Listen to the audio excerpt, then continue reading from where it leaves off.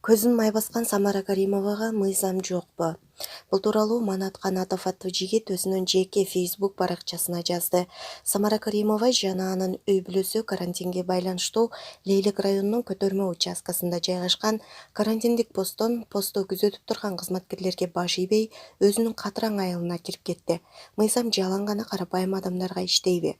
Эмнеге көзүн май баскан Самара Каримова обсервацияга жатпайт? Ага мыйзам жокпу?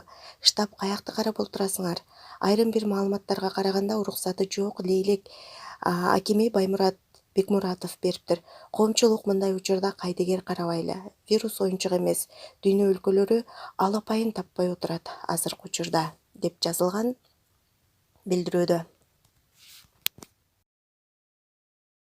Assalamu alaikum урматтуу инста достор. Бүгүндөн баштап өзүмдүн жеке кебим старт алды.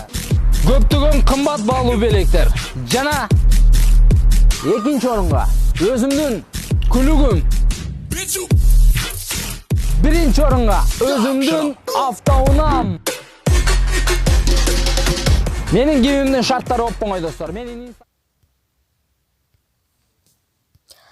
Тамашоочу ишкер Эмиль Токтошев гифке койгон унаасын сатып, муктаж үй бүлөлөргө таратып берди.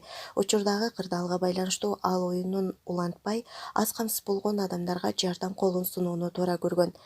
Белекке деп коюлган эң негизги автоунаа калган болчу. Азыркы абалга байланыштуу бир автоунааны бир эле адам жеңип албасын.